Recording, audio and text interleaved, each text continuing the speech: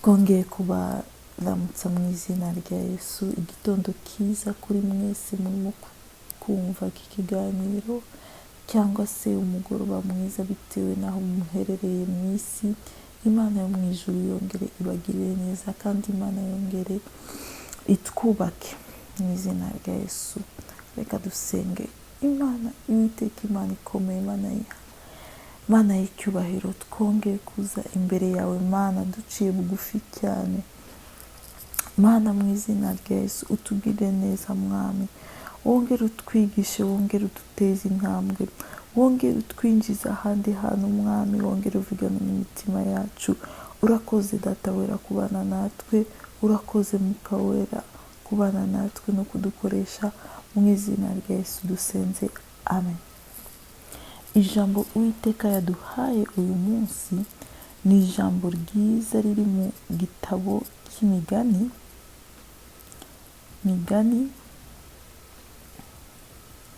imigani igice cya 9 no ku murongo wa 10. Imigani igice ni cya 9 no ku murongo, igice cya 9 no ku murongo wa 10. Reka dusome mu izina rya Yesu. Kubaha Uwiteka ni ishingiro ry'ubwenge, kandi kumenya Uwiteka ni ubuhanga. Kubaha Uwiteka ni ishingiro ry'ubwenge, kandi kumenya uwera ni ubuhanga. Imana ibahe umugisha, amen. Ijambo Imana yaduhaye ni ijambo rivuga ngo ubwenge buhishwe. Ubwenge buhishwe, ngo kubaha Uwiteka nibwo bwenge, kandi kumenya uwera ni ubuhanga. Harimo itandukaniro hagati y'ubwenge n'ubushishozi n'ubumenyi n'ubuhanga. Ibyo byose biratandukanye. Ubwenge ni uburyo tuba dufite yo kumenya guhitamo neza, ni ubushobozi umuntu aba afite yo kumenya gufata icyemezo cyiza. Umaze gushishoza, umaze gutekereza, ugafata icyemezo gikwiriye, icyemezo cyiza kigufitiye umumaro, icyemezo gituma ubivanamo inyungu nyinshi. Imana ishimwe cyane. Naho ubuhanga ni uburyo bwo gukoresha ubumenyi dufite, tugakoresha ubumenyi dufite kugira ngo bitugire umumaro, kugira ngo bitubyarire inyungu runaka. Imana ishimwe cyane. Imana ishimwe cyane. Adamu na Eva bamaze kurya ku mbuto zo kumenya ibyiza n'ibibi, Imana yabirukanye muri Edeni. Imana yabirukanye muri Edeni kubera yuko Satani yabwiye Adamu na Eva ngo nimumara kurya kuri iyi mbuto, ubwenge bwanyu burafunguka, ubwenge muramenya ubundi bwenge, amaso yanyu araza guhumuka, muraza kumenya ubundi bwenge. Kandi koko Satani ntabwo yabeshaga, kuko n'Imana nayo ubwayo yemeye yuko, yaravuze ngo dore umuntu amaze kurya imbuto, amaze kumera nk'umwe muri twebwe. Yavugaga umwe mu bumana. Hari Imana Data, hari Yesu, hari n'Umwuka wera. Imana yavugaga dore yabaye nk'umwe muri twe. Abantu bakunda kuvuga ko byashoboka ko umuntu yabaye nka Yesu, kuko ari ubundi bwenge yakiriye, ari ubundi bumenyi yakiriye. Hari ubwenge buhishwe buboneka gusa iyo umuntu yasenze. Ubwenge buhishwe butuma umuntu ava mu kibazo runaka afite, bashobora kuba bagushize ku rutonde y'abantu bagomba gutezwa cyamunara, ibyawe byose bigomba gutezwa cyamunara, ariko wamara gusenga ukakira igitekerezo cyatuma cyakuvana mu kibazo cyawe, igitekerezo cyatuma ukemura ikibazo ufite. Ari ubwenge, ari ubuhanga budasanzwe butuma umuntu agira igitekerezo gishobora guhindura ubuzima bwe bwose. Iyo wegereye Imana ishobora kuguha igitekerezo cyiza cyane cyahindura ubuzima bwawe burundu, cyagukura ku cyamvu burundu. Imana ishimwe cyane. Ariko ubwo bwenge buzanwa no kwegera Imana, buzanwa no gusenga. Muri iki gihe rero cy'iyi minsi turimo gushaka Imana no kwegera Imana, ari ubwenge budasanzwe Imana igiye kuduha, ari ubwenge budasanzwe butuma dukemura ibibazo bitandukanye bitugoye. Reka nkubwiye, dukeneye ubwenge kugira ngo tubashe kurera abana bacu badukundire. Ari ubwenge uba ukeneye kugira ngo ubashe kuyobora itorero. Kuyobora abantu ni akazi katoroshe, kuyobora abantu ni akazi kagoye cyane. Iyo ufite abantu 5, ufite abantu 100, ufite abantu 200, 400, uba ukeneye ubwenge budasanzwe buturuka ku Mana kugira ngo ubashe kubayobora mu buryo ubageza mu ijuru. Imana ishimwe cyane. Mu bantu buriya habamo ibibazo byinshi cyane. Kugira ngo ubashe kuyobora abantu benshi bigusaba ubwenge buhishwe. Ubwenge buhishwe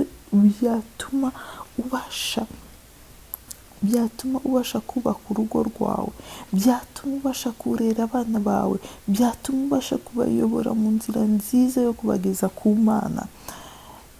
Bigusaba ubundi bwenge kugira ngo ukore business yawe, ari ubundi bwenge bigusaba, ubwenge buhishwe. Ubwenge buhishwe abanyabwenge ni ubwenge budasanzwe, ni ubwenge bigusaba gucukumbura. Ntabwo ari ubwenge upfa kubona ahantu hose, ni ubwenge bigufasha gukemura ibibazo bitandukanye biba bigukikije. Ni ubwenge usenga Imana ikaguha igitekerezo cyatuma ufata icyemezo nyacyo, cyatuma ubasha kumenya ukuntu wakemura ikibazo runaka ufite. Imana ishimwe cyane. Imana muri iyi minsi itwohereze ubwenge budasanzwe. Umukozi w'Imana umwami Salomoni, ijambo ry'Imana riratubwira ngo yari umunyabwenge kandi yari umuhanga bikomeye cyane. Abantu baturukaga kure baje kumva ubwenge bwe, kandi ubwenge bwe bwatumye aba umukire mu gihe cye. Yari umukire bikomeye, nta muntu wambaye nk'umwami Salomoni. Ni ukubera yuko yari afite ubwenge buva mu ijuru, yari afite ubwenge Imana yamuhaye. Ubwo bwenge bwatumaga abami baza kumureba, mu gihe cye yarayoboye, bigatuma igihugu cyose kigubwa neza. Wari uzi ko ushobora kwegera Imana ikaguha ubwenge wakoresha mu kazi kawe, wakoresha uyobora abantu Imana yagushinze, wakoresha mu rugo rwawe, ubwenge wakoresha mu kazi kawe, ubwenge wakoresha muri business yawe, ubwenge bwahindura ibibazo. Igitekerezo kimwe cyonyine cyahindura ubuzima bwawe burundu.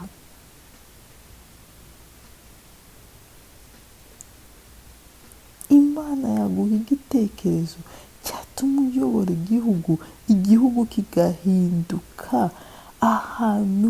Mu gihe cya Salomoni, igihugu cya Isirayeli, abaturage bose bari bakize.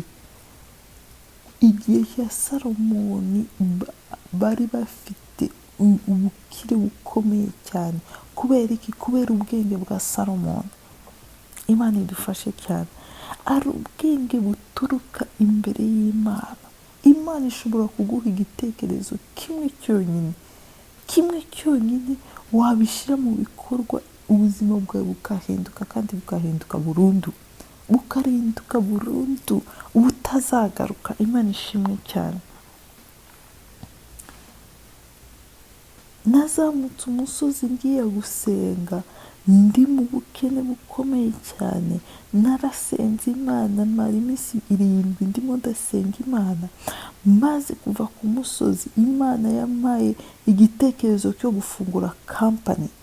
Iyo kampani yabaye y'umugisha, yatugejeje ku bintu byinshi, ariko byavuye mu bwenge, byavuye mu masengesho, byavuye mu kwegera Imana.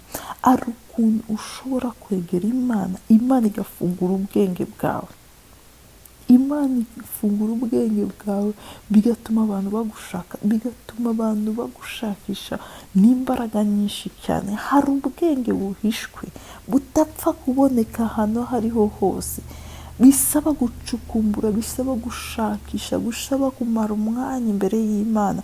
Imana ikaguha ubwenge. Abana bawe bananiranye, Imana ikaguha ubwenge y'ukuntu wabayobora bagasubira ku murongo. Urugo rwawe, Imana ikaguha ubwenge bwo kuyobora urugo rwawe ku buryo ibintu byose bigenda neza.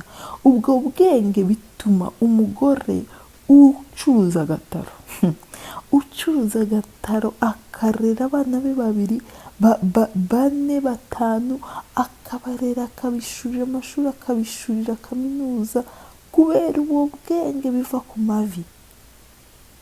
Uwo mugore mukaza kumusaba amafaranga kandi acuruza agataro. Kubera iki? Kubera ubwo bwenge buturuka ku Mana. Wamusaba wangurije 100,000, wangurije akajya mu nzu akaza azanye ayo mafaranga. Kubera iki? Kubera ko azi ibanga ryo kwegera Imana.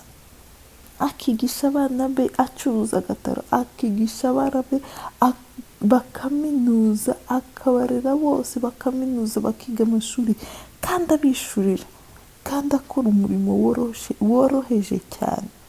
Kubera iki? Ubwo bwenge bwo kwegera Imana. Imana iguha ubwenge ukajera ubuzima bwawe, ukajera ubuzima bwawe ku buryo ibintu byawe byose biba ku murongo. Ariko ni ubwenge buva ku mavi, ni ubwenge biva ku mavi. Imana idufashe cyane. Ijambo riratubwiye ngo kubaha Uwiteka nibwo bwenge.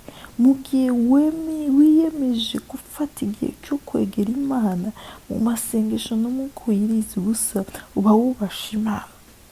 Imana rero guhemba, kuguha ubwenge budasanzwe, kuguha ubwenge aho abandi babuze hose wowe ukabona, aho abandi bahombye wowe ukunguka, aho abantu babuze uburyo, babuze uko babigenza, bavuze ngo nta kigenda, ibyawe bikagenda.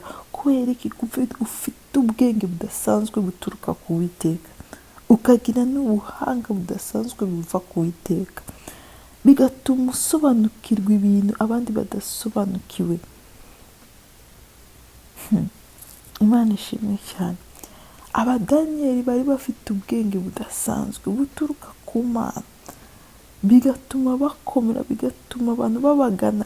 Ari imbaraga zishobora gutuma abantu bakugana, bagushakisha, kubera ubwo bwenge buturuka mu gusenga, buturuka mu kwegera Imana, bituruka mu gushakisha Imana.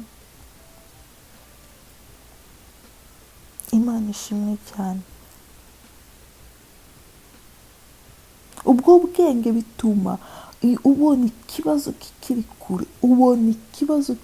kure, ukabasha gufata icyemezo nyacyo, ugahunga ikibazo kikiri kure.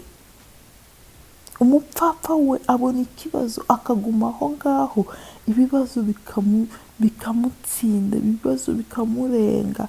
Ariko umunyabwenge abona ikibazo kiri kure, bigatuma afata icyemezo nyacyo, bigatuma amenya ukuntu akwiriye kwifata, ikibazo kikamuhunga, agakemura ibibazo bye, kubera ubwo bwenge buturuka ku Mana.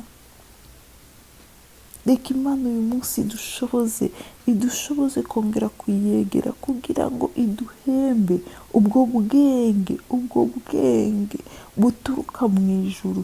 Imana yongere iduhembe ubwo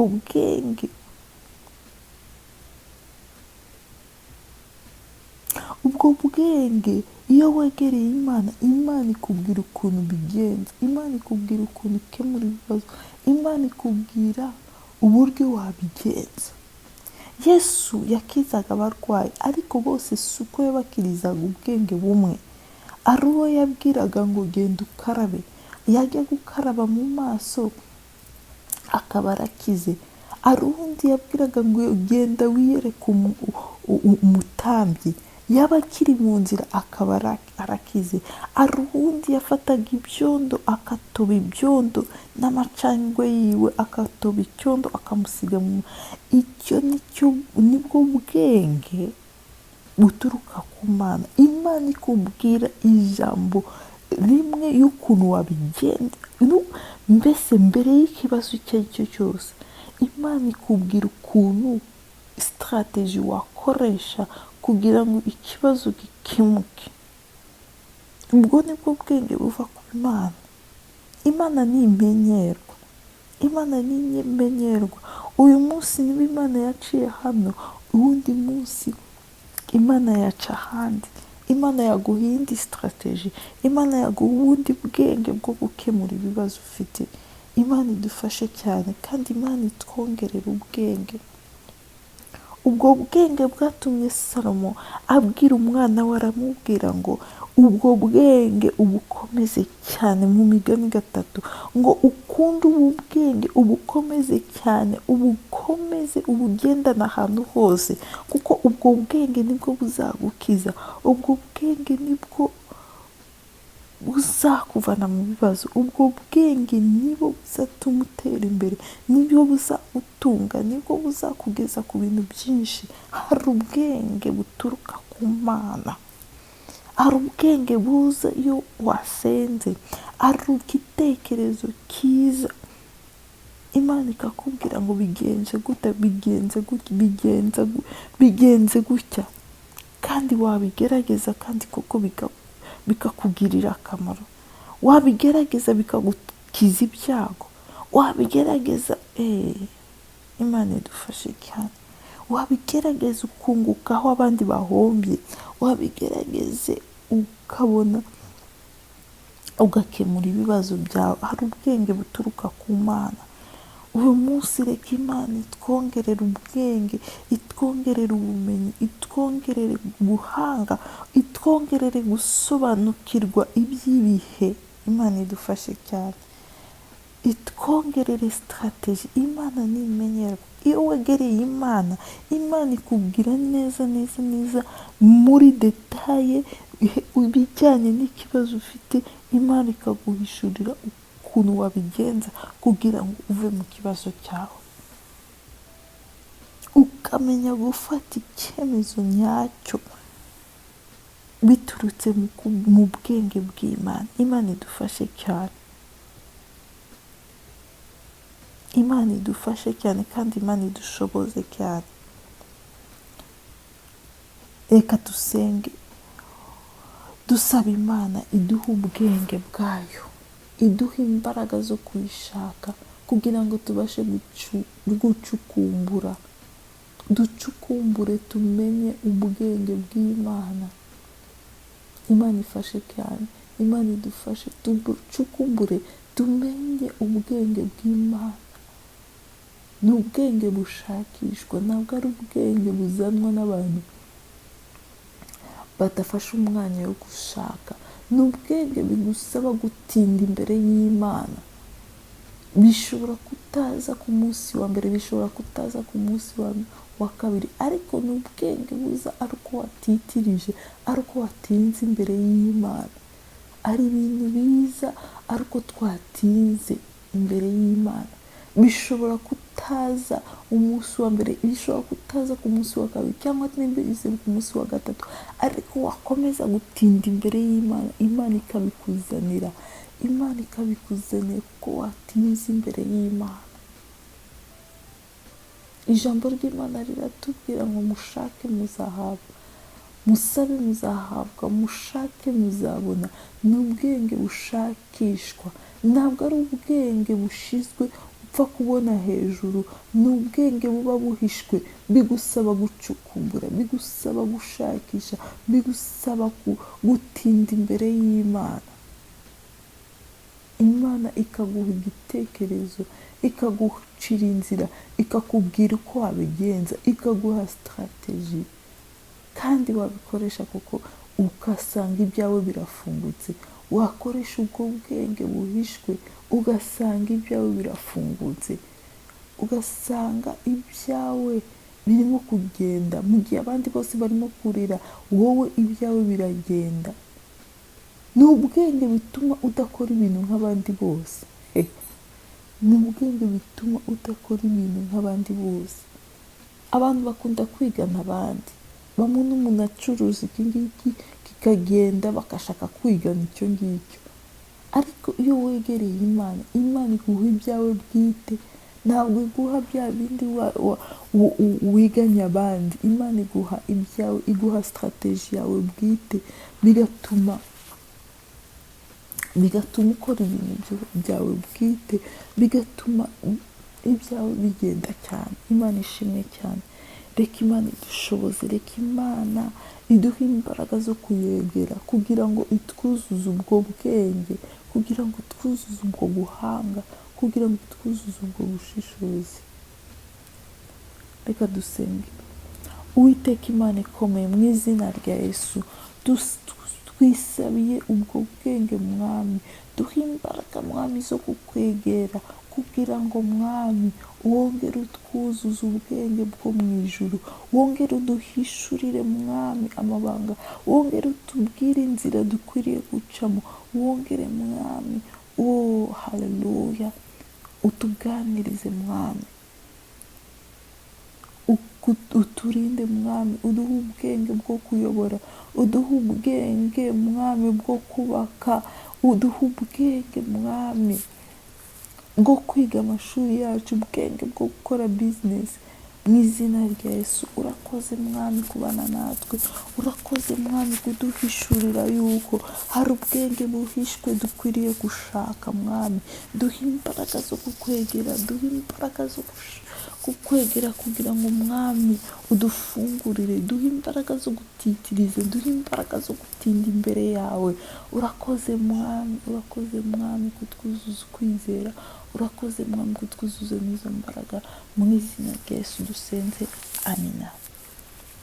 Mwari kumwe na Kabera Fifi. Imana ibaho umugisha, kandi Imana ikomeze itwagure, iduhe ubwenge, iduhe ubushishozi, iduhe ubuhanga, haleluya, kugira ngo tubashe kugera ku byo idushaka, kugira ngo tubashe kuzuza Mwami icyo yaduhamagariye gukora, kuko yatumenye kera, iradutoranya, idushira ku ruhande kugira ngo dukore ya mirimo myiza yadusize, yaturemeye muri Kristo Yesu. Urakoze rero, murakoze kubana natwe. Imana ibaho umugisha, amen.